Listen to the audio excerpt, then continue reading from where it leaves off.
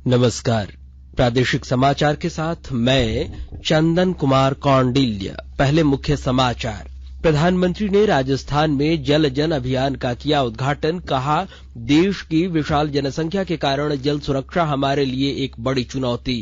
कृषि मंत्री बादल ने रांची में आयोजित 2 दिवसीय कृषि मेले का किया उद्घाटन। कहा, नई पद्धति अपनाकर किसान बढ़ा सकते हैं पैदावार। मनी लॉन्ड्रिंग मामले में निलंबित आईएएस पूजा सिंघल ईडी अदालत में हुई हाजिर। आरोप गठन पर 1 मार्च को होगी सुनवाई।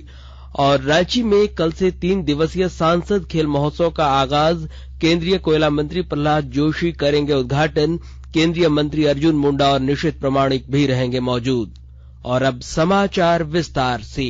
प्रधानमंत्री नरेंद्र मोदी ने आज राजस्थान के सिरोही जिले के आबू रोड में वर्चुअल माध्यम से जल जन अभियान का शुभारंभ किया।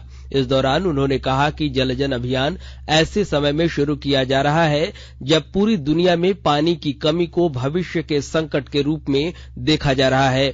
प्रधानमंत्री ने कहा कि भारत की विशाल जनसंख्या के कारण जल सुरक्षा हमारे लिए एक बड़ी चुनौती है। उन्होंने कहा कि अटल भूजल योजना के माध्यम से देश की हजारों ग्राम पंचायतों में जल संरक्षण को बढ़ावा दिया जा रहा है।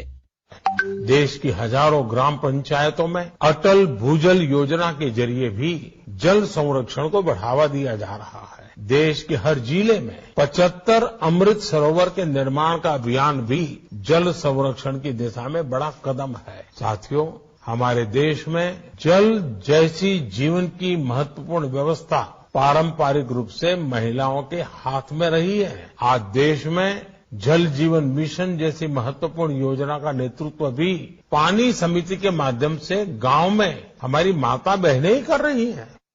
इस अवसर पर केंद्रीय जल शक्ति मंत्री गजेंद्र सिंह शेखावत और अभिनेता नाना पाटेकर समेत कई गणमान्य नागरिक भी उपस्थित रहे। इधर प्रधानमंत्री नरेंद्र मोदी ने आज नई दिल्ली के मेजर ध्यानचंद राष्ट्रीय स्टेडियम में विशाल राष्ट्रीय जनजातीय आदि महोत्सव का शुभारंभ किया। इस मौके पर प्रधानमंत्री ने कहा कि यह महोत्सव विविधता में एकता को नई ऊंचाई दे रहा है। उन्होंने कहा कि महोत्सव के माध्यम से हमें परंपरा को करीब से देखने का मौका मिल रहा है।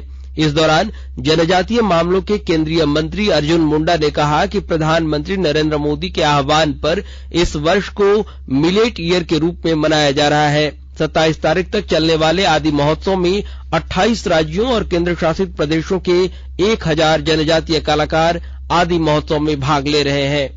भारत निर्वाचन आयोग ने मेघालय, नागालैंड और त्रिपुरा में आज हुए मतदान के बाद एग्जिट पोल के प्रकाशन पर 27 फरवरी संध्या 7 बजे तक के लिए रोक लगा दी है। इसके साथ ही झारखंड में रामगढ़ विधानसभा समेत अन्य राज्यों और केंद्र शासित प्रदेशों में 27 फरवरी को होने वाले विधानसभा उपचुनाव के लिए भी एग्जिट पोल पर प्रतिबंध लगा दिया गया है। आयोग की अधिसूचना के अनुसार मतदान की समाप्ति के 48 घंटों के दौरान किसी भी तरह के ओपिनियन पोल, मतदान सर्वेक्षण और निर्वाचन संबंधी मामलों के प्रदर्शन पर प्रतिबंध रहेगा। इसका उल्लंघन करने पर 2 वर्ष तक की सजा का प्रावधान किया गया है।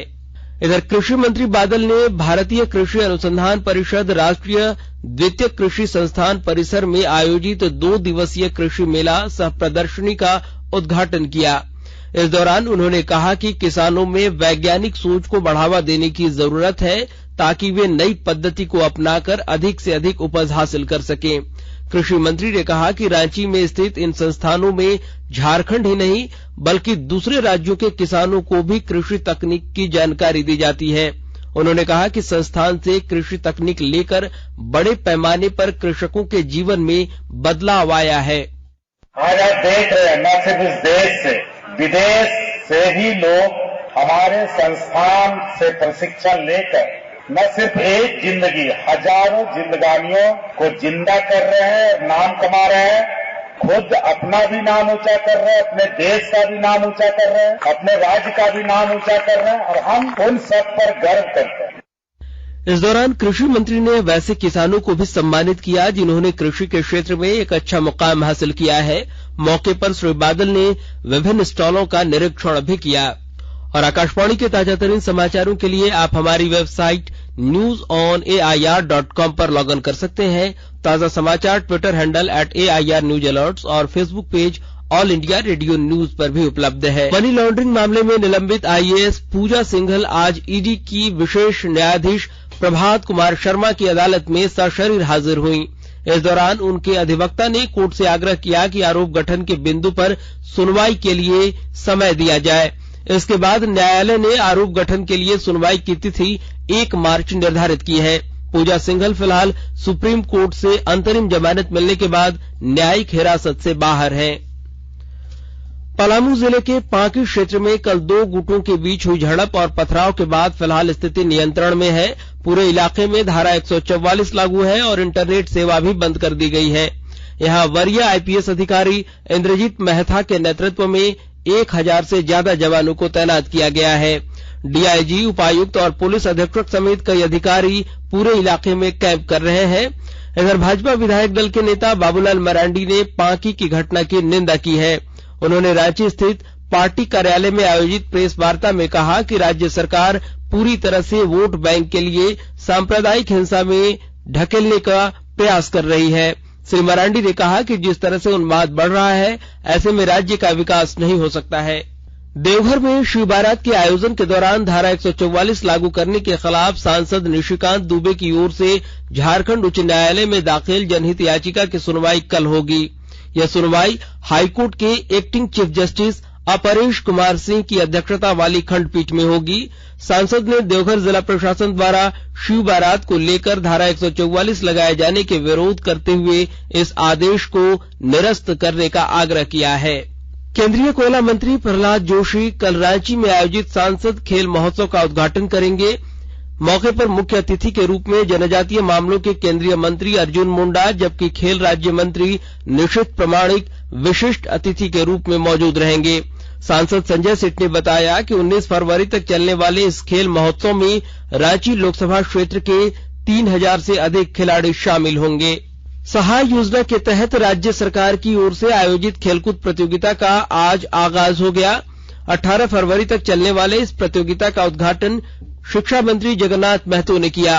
मौके पर श्री महतो ने कहा कि जैक की ओर से आयोजित मैट्रिक की परीक्षा में टॉप करने वाले विद्यार्थी को 3 लाख रुपए दिए जाएंगे, जबकि द्वितीय स्थान पर रहने वाले को 2 लाख और तृतीय स्थान वाले को 1 लाख रुपए दिए जाएंगे।